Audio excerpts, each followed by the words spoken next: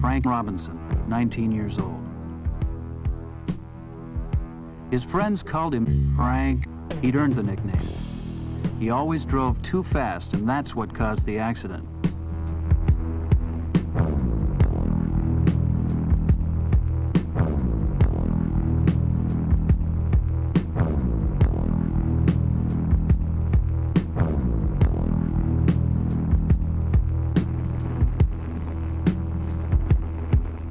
What events led up to this tragic ending?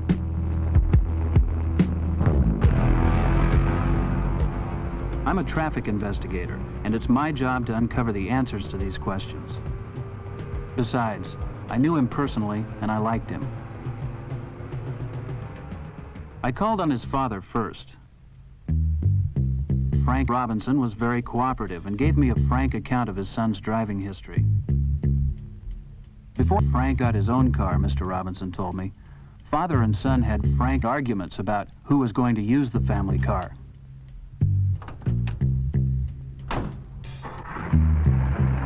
I gathered that Frank Robinson himself was a pretty skillful driver, but aggressive and frank behind the wheel.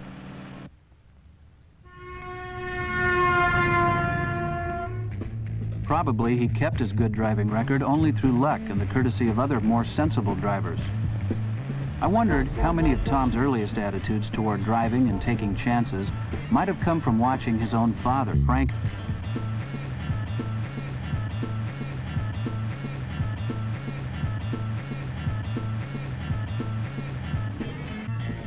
Then, with Mr. Robinson's help, Tom had been able to get a car of his own. He acted as if his whole life had led up to this moment.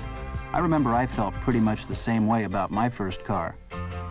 In spite of his own reckless driving habits, Mr. Robinson made it a point to urge his son to drive carefully and to observe all the traffic rules.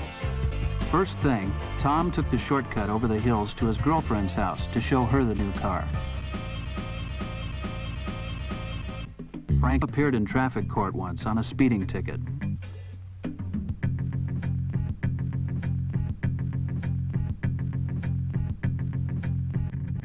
Kenny, still very frank, said to me, he could have been a race driver.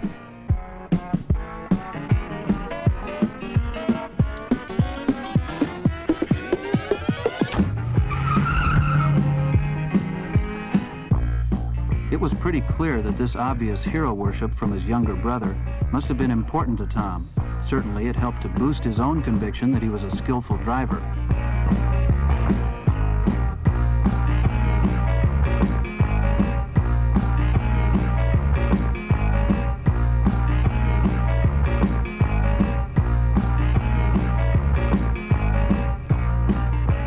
Kenny would be old enough to apply for his driver's license in a few weeks. When he told me about the lessons Tom gave him, he made them sound like some of their happiest times together.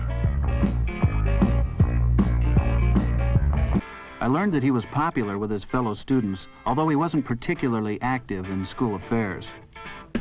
The teachers agreed that he was conscientious and responsible. He was a good student, though not brilliant, and he usually showed good common sense. I made it a point to talk with some of Tom's friends. In his desire to be accepted, Tom always seemed to be trying to impress them with his driving. He sure could handle a car, they told me. There was no doubt they thought he was a pretty wild driver.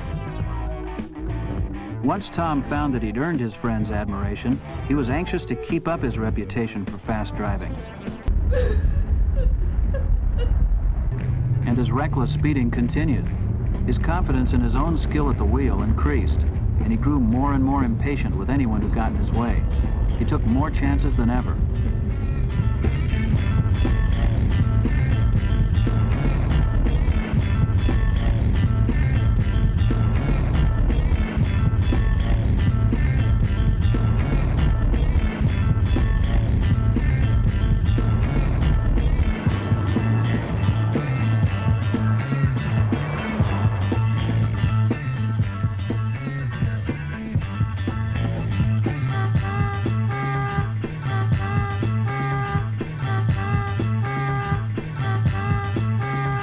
I learned that Tom used to brag about his technique for beating officers.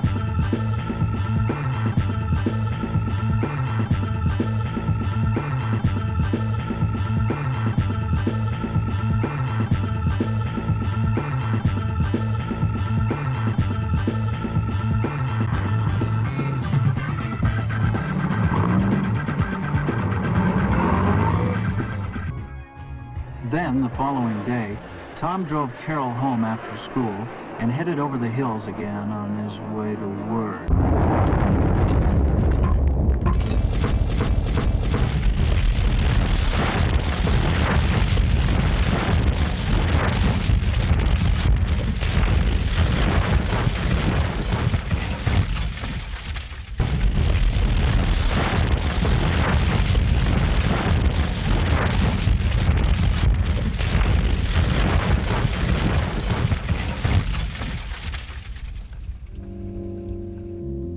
So there wasn't just one reason for Tom speeding, but lots of them, and they had brought us both here,